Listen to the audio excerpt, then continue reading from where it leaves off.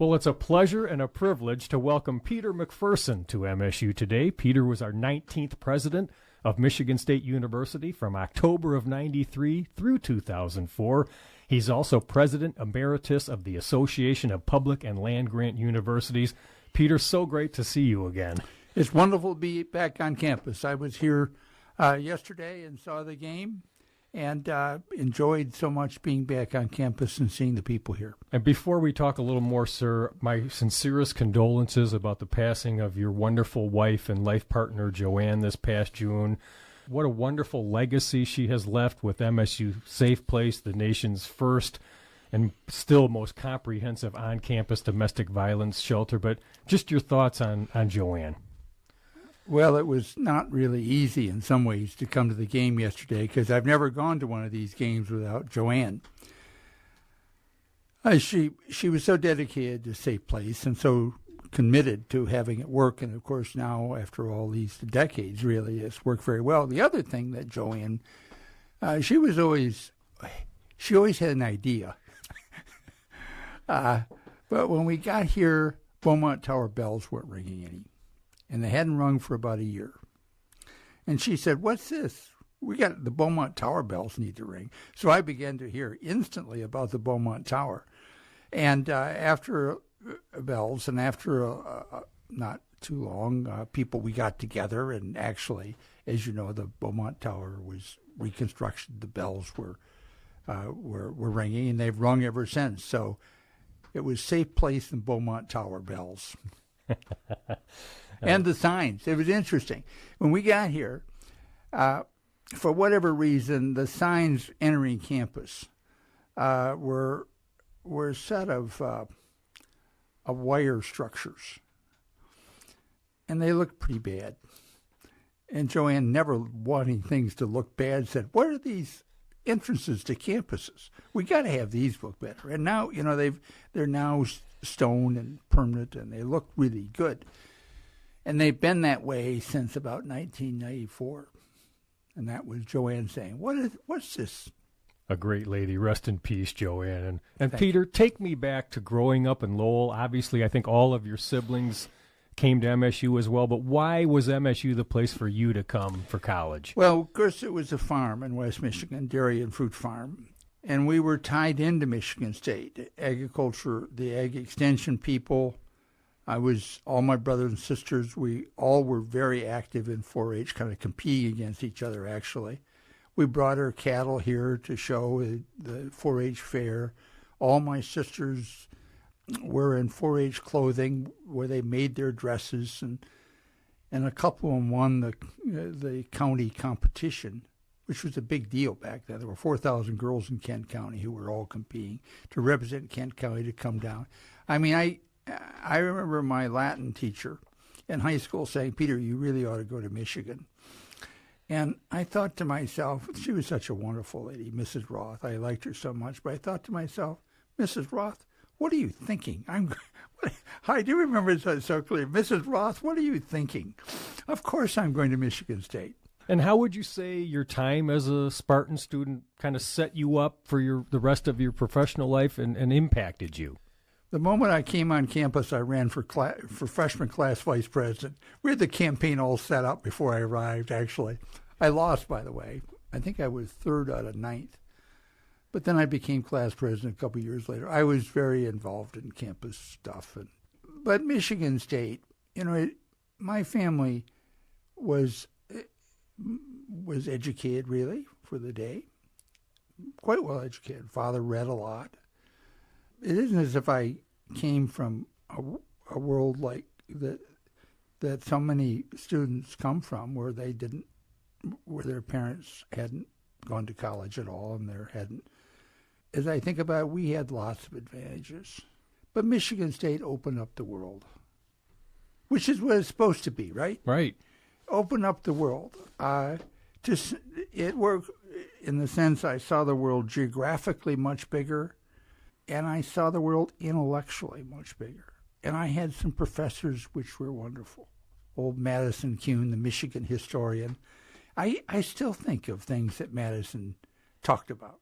Michigan State opened up the world to me. And of course, that kind of experience is a sort of experience which we all want to provide to students.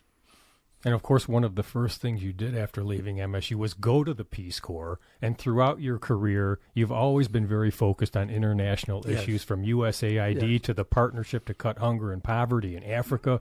Did that develop at MSU? You're seeing it open up the world to you. But why were you always so interested in international issues? Well, some certainly at Michigan State, but the Peace Corps dramatically expanded my view.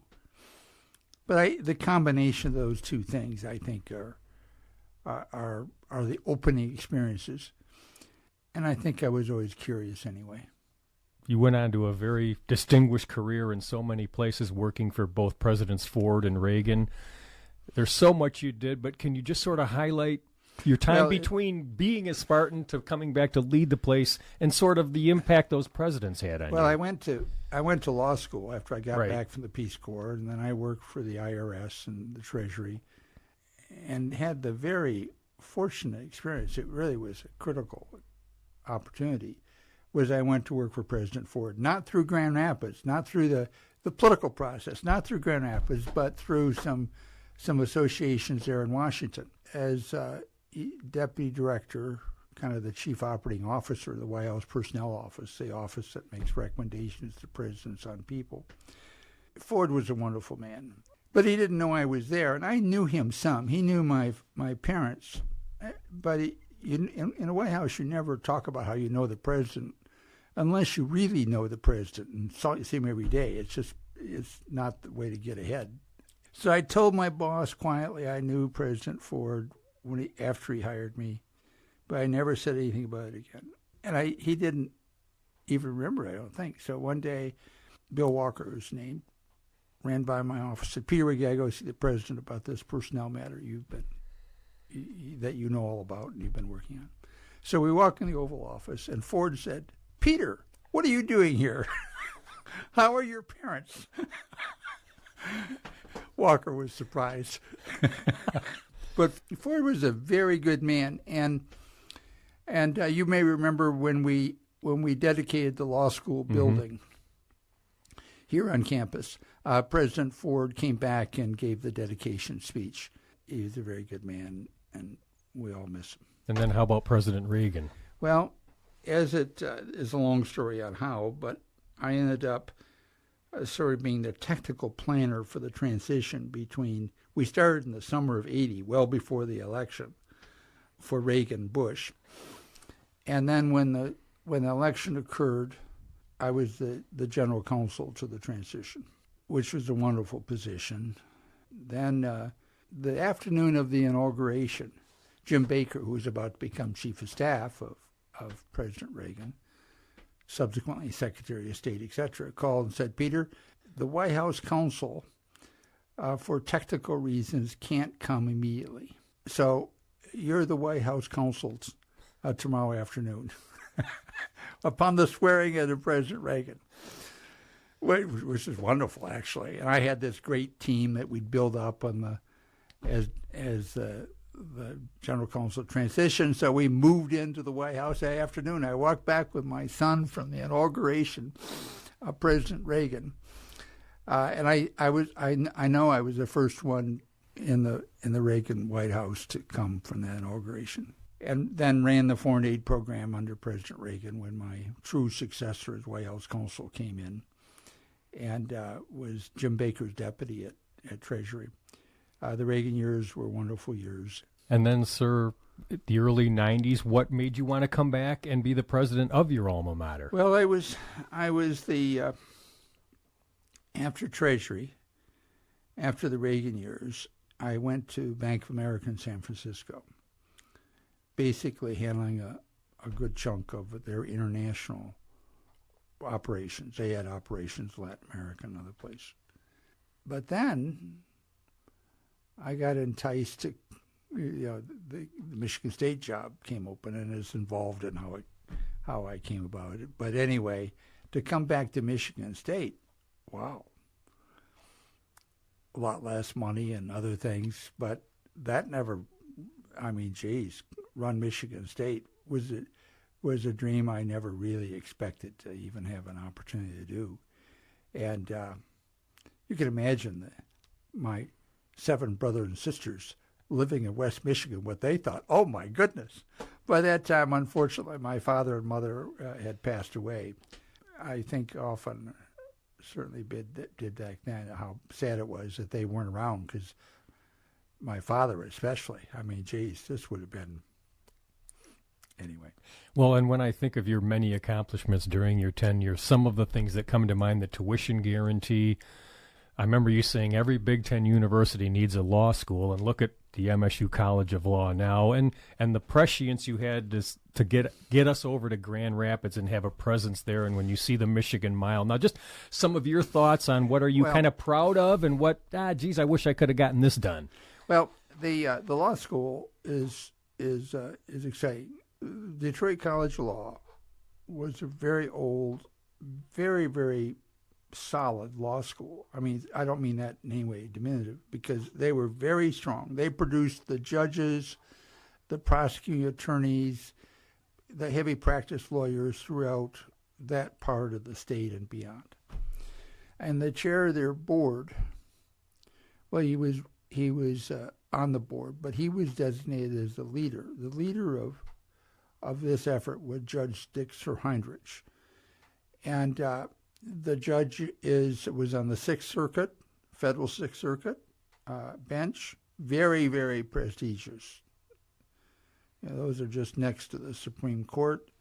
The judge is retired, but I think still has involved in some cases under their processes. But Sir Heinrich was my counterpart. And I think it is probably fit. I saw David Porteous yesterday. He said, without you and Dick Heinrich, we wouldn't have a law school. I would have started off by saying, without Dick Heinrich, we wouldn't have a law school. Because he is really a grand man with enormous capability. But we did put that law school together. First, there was some thought it might be in Detroit, which wasn't optimal. There were some issues. And ultimately, it became here, an independent school. We appointed some of the board. They appointed some board. They had some real self-identity that they were intent to protect, which I thought was reasonable. And the agreement that I had with them was I would never push there to be a closer affiliation. They may decide they wanted it, and that may be appropriate at the time, but it's not going to be MSU that pushes a closer affiliation. Then before I left, they came to me and said, we want a closer affiliation. And now after several years, it's called the Michigan State College of Law. People's names disappear in the fog of history too often, and Dick Heinrich, who is still very much with us, and I think so highly of Dick. The medical school idea, we wouldn't have had a medical school in West Michigan. I mean, there were it was a struggle, and actually it came together in the years after I left. But in my mind, a key meeting, there were several. Anything like this has several key meetings. But a key meeting was a meeting I had with Rich DeVos in the hangar in the Grand Rapids Airport, where I laid out how we wanted to do this. And basically, DeVos said it's a good idea, and it wouldn't have happened, I know, without DeVos's important key intervention in the years afterwards that unfolded. Yeah. There are a lot of many, things. Yes. many, and everything involves usually many people. Many people play their part and lots of decisions, but those are some of the. And one of the things I'm so pleased to have been part of is WJR. Well, I was just going to ask you about that. One of my favorite things we worked on early on was just starting those relationships with Mike Feasy and getting WJR back to their rightful place, right? Absolutely. Just as I said, it wouldn't happen without law school, without Dix or Heinrich, Russ, this wouldn't happen without you. Now, you and I know that. Now, this whole campus ought to know that, but you and I know it absolutely, because you had the relationships there, and you kept promoting it, and of course you're a persuasive and a persistent person and a strategic thinker. So it worked out. I got down there, was on the program lot. They liked this.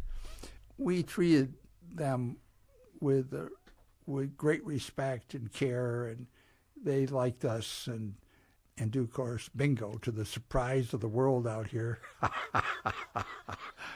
So to me, this was always, from the Michigan State side of things, this is always Russ White. Thank you. Kind of you to say, sir. Well, I think that. How many times have I told you this? This isn't just on this program. Appreciate that. And, sir, I mentioned at the top you are president emeritus of the Association of Public and Land-Grant Universities, where you spent a long time after being at MSU. Talk about that organization and what its mission is. Well, not long after I left Michigan State, I became the president of this association, which is the association of all the large public universities. It's Michigan State, it's Purdue, it's Indiana, etc., around the country. Really, almost without exception, those schools are all members. It's been an active organization. Actually, the land grant part of this is over 100 years old. Hannah was once chair of this board, actually, of the APLU board. It's got a history. It's merged in.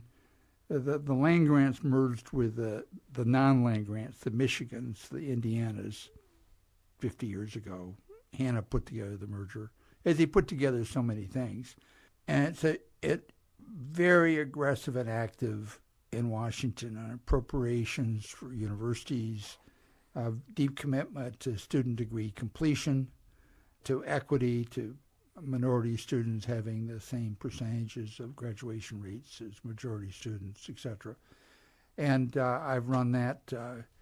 I retired 10 days ago. And if I'd stayed, I would have run it for 17 years in January. So I've been there a long time, and it's been a great place. And I'm pleased that Sam is on the board of APLU. Sam, our new, not so new anymore, our very capable president here at Michigan State. And incidentally, so too is the new president, Santa Uno, of coming to Michigan. We've got, APLU has a small group of Canadian and Mexican members. We put this together. I thought we ought to have a zone of knowledge. So we got a zone of knowledge, Mexico, Canada, and the U.S., and in that zone of knowledge are a group of prestigious Mexican and Canadian public universities. So Santa was there representing the Canadian group of universities, because he comes from the presidency of University of British Columbia. And tell me a little bit more about your close relationship with President Stanley. Well, he's been on the board for a long time. He was president of Stony Brook before, where I first came to know him. He's a guy who we at APLU have always seen as a guy we could go to get things done during the pandemic. His medical expertise. He spoke a set of times. I almost thought, geez, maybe I'm having people are going to think I'm biased about Michigan State if I keep on having Sam. The presidents get together, the presidents of this organization around the country. And Sam was a person who could serve with real expertise and talk about the problems we were all having. So Sam has always been a go-to guy that we could, and for him to come to Michigan State, I think was just outstanding for Michigan State and for him. And Peter, as we move forward, more from maybe your 30,000-foot view, what concerns you about higher education's future? What are you hopeful about? What maybe keeps you up at night? There's sort of some challenges and opportunities moving forward. Well, there are a set of things. A set of problems and opportunities. We need to continue to increase our graduation rates. Those graduation rates need to be for less time. it was during the Vietnam War we slipped away from the 4-year degree. It really is interesting. Campuses during Watergate and civil rights and bombing of Cambodia, that whole period of time, campuses became less demanding in some ways, or expectations. And so we slipped into not having everybody graduate in 4 years. Now, it's not, the students had to work back then. There were other problems. So we've got to have more students graduate, and students graduate in less time. And of course, there are cost considerations. Legislatures have give a substantially lower percentage of the cost than they once did. The Pell Grant money is helpful, and we've pushed hard for more Pell money. And of course, students they're non-traditional students nationally make out the majority of the students. Not necessarily at a Michigan State, but nationally. And minority students, low-income students, don't graduate at the same levels. They need to borrow more, of course. There's this whole set of equity, graduation, and cost issues that, of course, I could spend all your program on because I'm so immersed in them, that are of deep concern.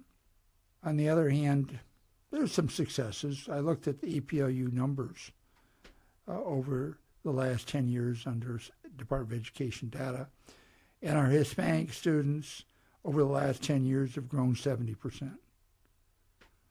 Now, the black students, the numbers haven't moved that much. The Hispanic student population has grown.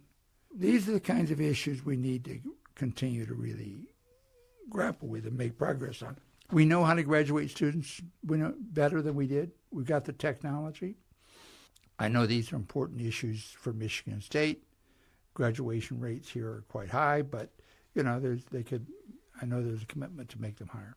Well, now that you're emeritus president of APLU, you're not the type to just sit around. What's next? What's going to keep you busy in the years ahead? Well, I'm working on my projects. I'm not ready to announce my projects yet, but I've got 2 or 3 things that I think I might get. Well, I know that would be for sure the way you would operate. Not the type to just fade away. No, I don't want to just fade away. I want projects, so I'm working at those. And speaking of that, Peter, as we wrap up, just sort of what do you hope your legacy is as president of MSU, or do you not even worry about that kind of thing? Well, I think if you worry about it too much, it's a mistake, actually. There were certainly some key things here that I'm very proud of, but I would start by saying I have this picture on my wall. All those years, last couple of years at Michigan State and all those years at APLU, a picture of this MSU young woman and her graduation regalia. It's just her face, basically. It's and tears are running down her cheeks. And to me, ultimately, what a university presidency needs to be about is how much and what kind of job the individual student gets, what kind of education they get.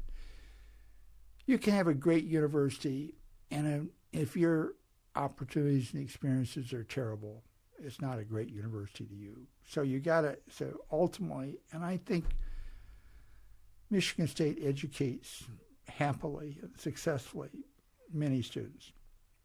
So I start there. I love my picture, actually.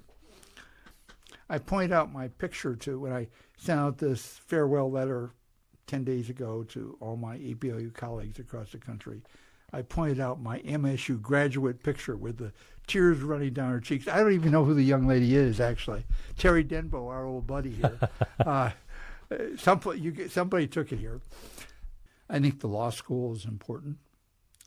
I think the beginnings of this idea, I certainly didn't put together the transactions that went forward, but the idea and beginnings of the work on the medical school.